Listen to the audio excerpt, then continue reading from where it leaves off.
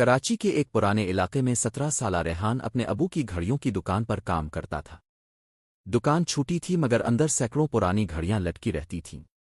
ہر گھڑی کی ٹک ٹک الگ آواز دیتی تھی، جیسے سب اپنی اپنی کہانی سنا رہی ہوں۔ ایک رات بارش بہت تیز ہو رہی تھی۔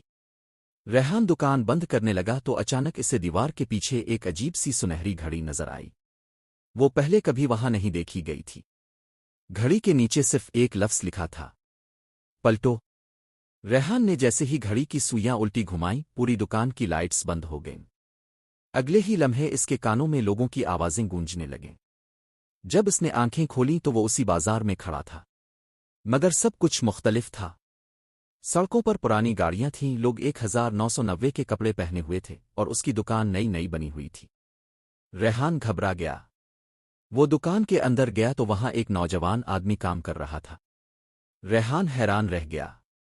وہ نوجوان بالکل اس کے ابو جیسے دکھائی دے رہا تھا، مگر عمر صرف 20 سال تھی۔ ریحان کو سمجھ آ گیا، وہ ماضی میں آ چکا تھا۔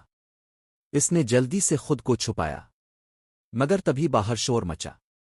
کچھ لوگ بھاگتے ہوئے آئے اور بولے، بازار میں آگ لگ گئی ہے۔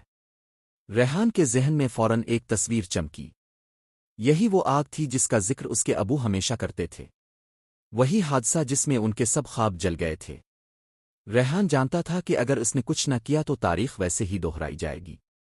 وہ فوراً باہر دوڑا۔ اس نے دکان کے پیچھے جا کر بجلی کا مین سوئچ بند کیا، کیونکہ آگ شارٹ سرکٹ سے لگنے والی تھی۔ چند لمحوں بعد واقعی چنگاریاں نکلے، مگر آگ نہ پھیل سکی۔ لوگ حیران رہ گئے۔ بازار بچ گیا۔ ریحان نے سکون کا سانس لیا، مگر اچانک اس کی جیب میں رکھی سنہری گھڑی زور زور سے چلنے لگی۔ سوئیاں خود بخود گھومنے لگیں۔ ایک تیز روشنی چمکی، اور اگلے ہی لمحے وہ واپس اپنی دکان میں تھا۔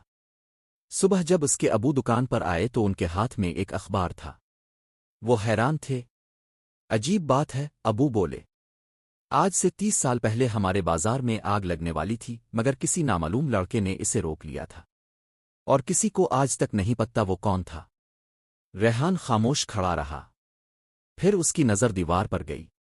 سنہری گھڑی اب وہاں نہیں تھی، بس دیوار پر ایک نیا جملہ لکھا تھا، کچھ وقت خود اپنے ہیرو چنتا ہے۔